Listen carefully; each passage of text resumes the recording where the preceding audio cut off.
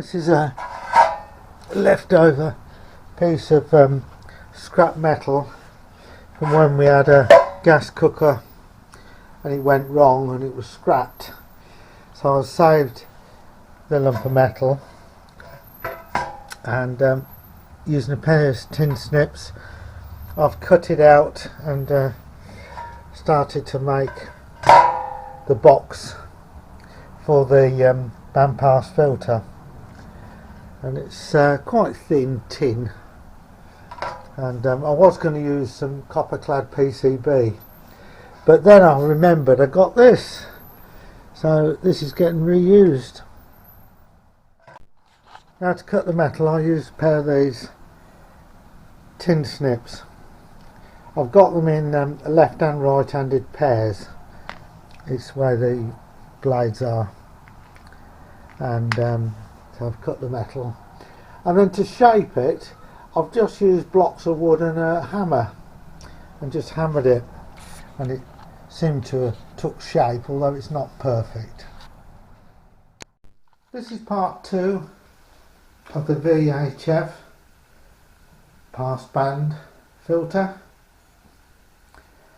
and I've got this piece of metal, and it's a scrap piece of metal from the remains of our old gas cooker, and I saved the metal and I've just shaped it roughly into a box, hammered it and cut it and whatever.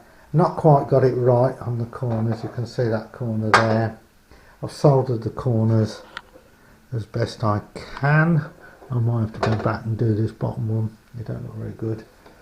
And mounted the nuts in the end for the variable capacitors. You can see there's the copper plates, and what happens is there's 2 holes there, and these coils get mounted, soldered through that like that, through the back hole. That's one, and then this one and these side connections are for the connectors, the coax. That will get soldered onto the case there, and but because I'm using thinner gauge wire for the coils, I don't want to move about, so I'm going to have to make a plastic support that goes across the middle for them, and that's what I'm going to do next. And it'll just be a piece of plastic with a couple of slots in, so it will align with there somehow, and hopefully that'll do the job. This is the coil support. It's loose at the moment, and what it means is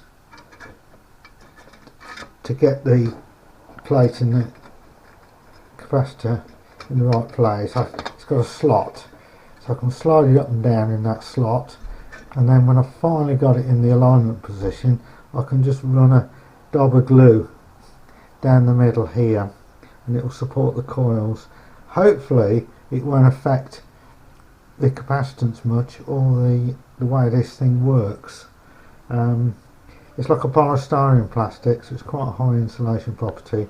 I've drilled holes in it to let air come through so it circulate, and then when I'm happy with this I've got to make a lid, but I'm waiting on my connectors to come, and when they arrive I'll be able to drill the sides, solder the coils in, and then do some approximate tests